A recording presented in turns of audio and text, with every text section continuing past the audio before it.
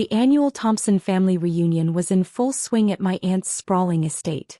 The air was thick with designer perfume and the particular brand of condescension that only comes from people who inherited their success. I stood by the refreshment table, wearing a simple black dress that probably cost less than my cousin Diana's shoes. Around me, various family members discussed their executive positions, their corner offices, their summer homes in the Hamptons. Anna. Still wearing last season's fashion, I see.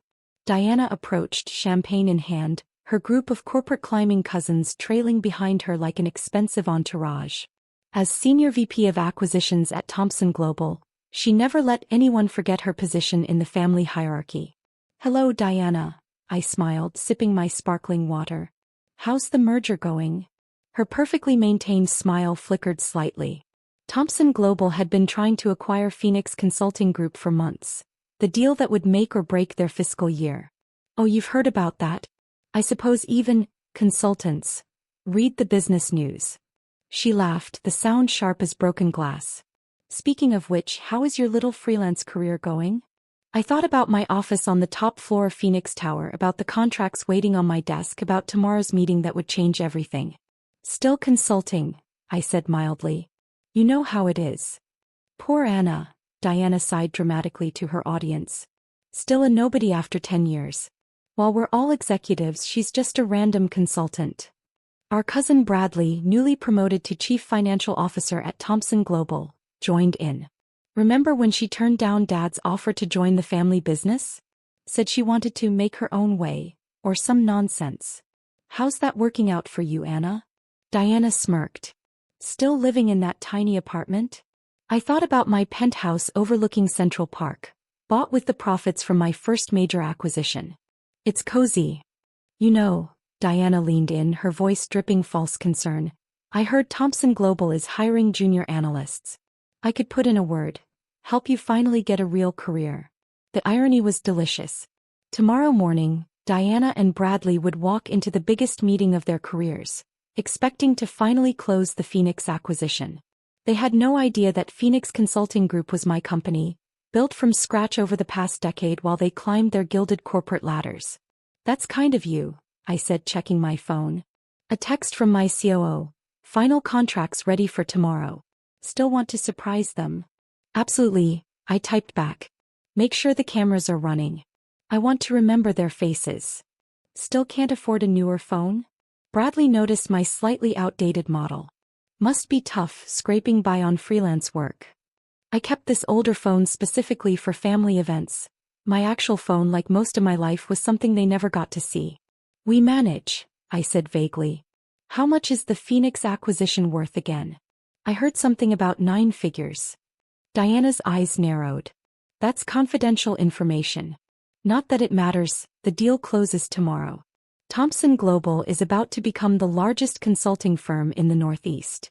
I bit back a smile. Phoenix was already the largest consulting firm in the Northeast.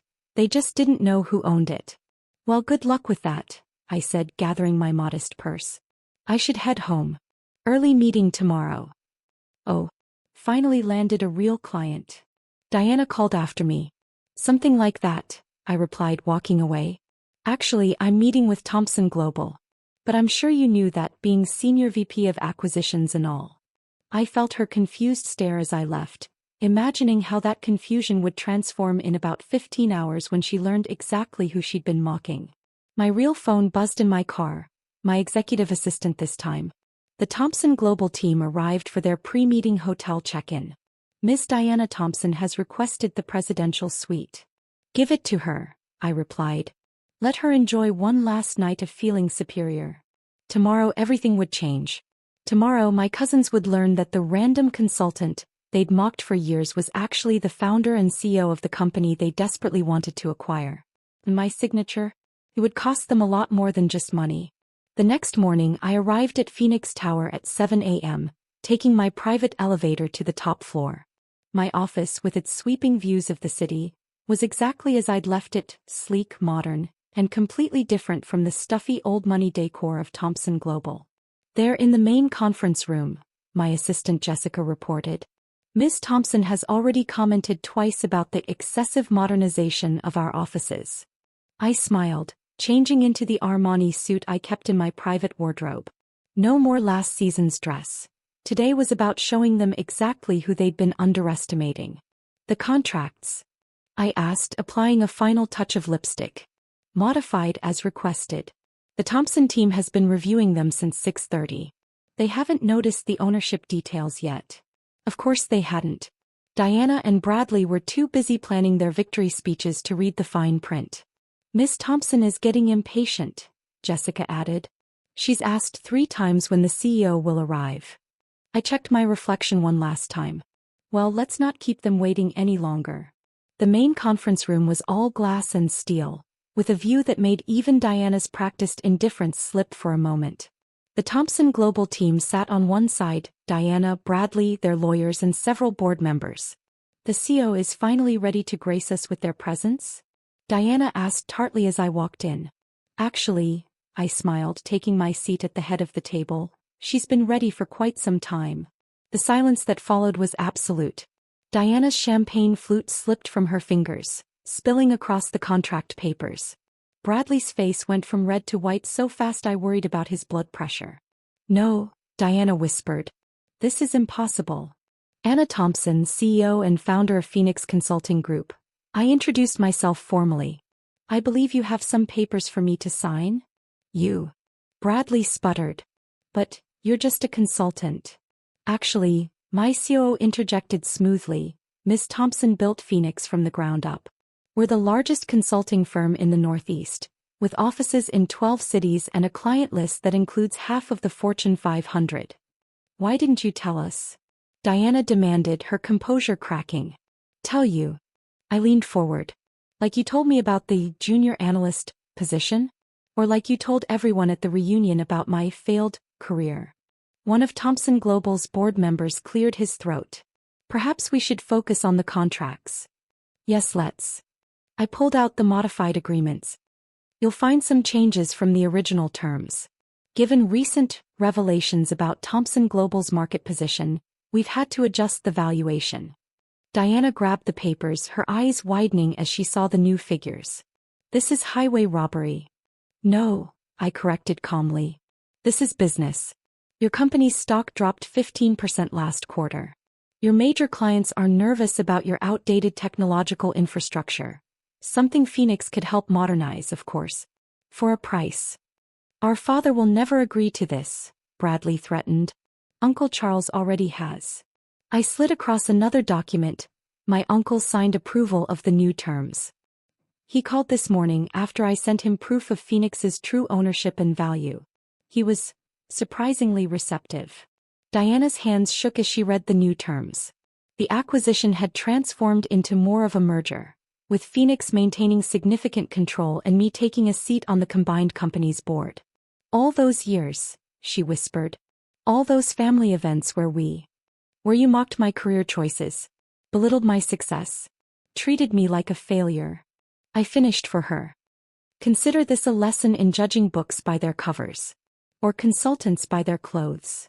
The next hour was a blur of signatures and legal terms, but I couldn't help noticing how Diana seemed to shrink with each passing minute, her carefully constructed superiority crumbling in the face of reality. As the last document was signed, I stood. Welcome to Phoenix Consulting Group, cousins. I look forward to working with you, though perhaps not in the way you originally imagined. The following Sunday's family dinner was unlike any in Thompson family history. The usual hierarchy had been shattered, replaced by a tense new reality where the family's supposedly failed consultant was now effectively everyone's boss. I arrived at Uncle Charles's mansion fashionably late, wearing Chanel this time, to find the family dynamics had shifted dramatically. Cousins who'd previously ignored me were suddenly eager to chat. Aunts who'd criticized my career choices were now praising my entrepreneurial spirit. Diana and Bradley sat quietly in the corner, both looking slightly shell-shocked. They'd spent the past week watching their carefully constructed world transform. The Thompson Global employees they'd once lorded over now reported to Phoenix executives. Their corner offices had been relocated to make room for my company's more efficient open floor plan. Anna, darling. Aunt Margaret swooped in for air kisses. You must tell us all about Phoenix. We had no idea. Really? I accepted a glass of champagne, the expensive kind they used to hide when I arrived. I tried to tell you all many times. But I believe the usual response was, real business happens in established companies, dear. She had the grace to blush. Uncle Charles beckoned me to his study, the inner sanctum where family business had traditionally been discussed without me. Quite a shock you gave us all, he said, closing the door. Not all of you, I smiled. Mom knew everything. Your mother. He shook his head. My little sister always did see things differently. She believed in you when the rest of us were too blind to see past our own prejudices. She taught me something valuable. Sometimes the best success is the kind nobody sees coming. And now? He gestured to the papers on his desk, reports showing the combined company's first-week projections. Now that everyone sees? Now we build something better than either company could have been alone. Thompson Global has the connections, Phoenix has the innovation. Together, he nodded thoughtfully. Speaking of which, Diana and Bradley will keep their titles, I assured him, though perhaps with some adjusted responsibilities. Back in the main room, I found Diana standing alone by the window. Her usual entourage of corporate climbers had dispersed, probably seeking new alliances in the changed landscape. The merger teams need your input on the European expansion, I said, joining her. You know those markets better than anyone. She turned, surprise flickering across her face. You're keeping me on the project? Despite what you might think, Diana, I don't actually enjoy watching people fail. You're good at what you do. You just forgot that other people might be good too. I've been horrible to you, she admitted quietly. For years. Yes, you have. I sipped my champagne. But now you have a choice. Keep fighting a battle you've already lost or help build something extraordinary. Why? Why offer me that chance? Because 10 years ago when I was starting Phoenix, I promised myself two things. First, that I'd succeed on my own terms. And second, that when I did, I'd be a better person than those who doubted me. Bradley approached cautiously, holding a folder. The tech team sent over the integration proposals. They're actually impressive. Your systems are years ahead of ours. That's what happens when you build something from scratch, I said. No legacy systems, no, this is how we've always done it. Just pure innovation. Is that why you did it this way? Diana asked. Built everything in secret instead of joining us? I did it this way because nobody would have given me the chance to do it any other way. You all saw what you expected to see. The cousin who couldn't cut it in corporate life, the consultant scraping by.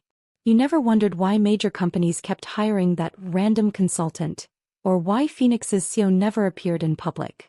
And now, Bradley's voice held a note of genuine curiosity. Now that everyone knows? I looked around the room at my family. The power dynamics shifted, the hierarchies reorganized, the truth finally revealed. Now we prove that success isn't about who has the fanciest title or the oldest name. It's about innovation, adaptation, and maybe... I smiled slightly, a little bit of satisfaction in proving everyone wrong. Diana raised her glass slightly. To proving everyone wrong. No, I corrected, thinking of all the possibilities ahead. To proving ourselves right.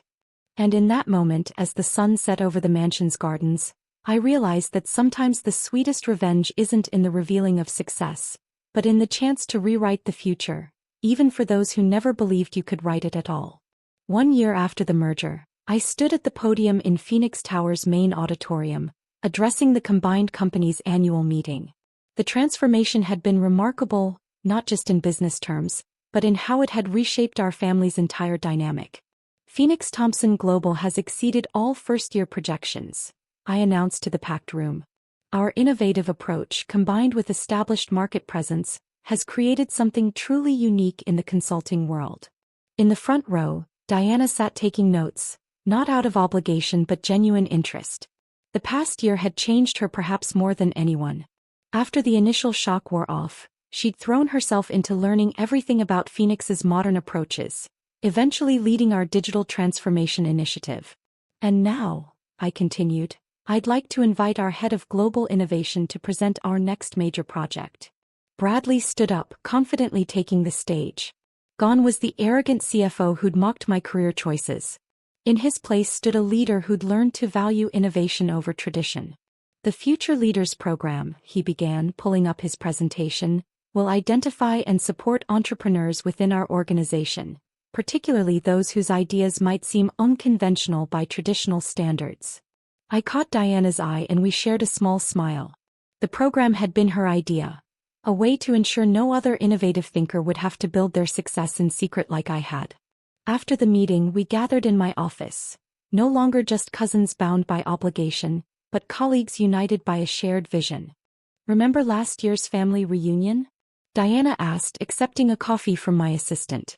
When I called you a nobody? Hard to forget, I replied, but without bitterness. Success had healed old wounds.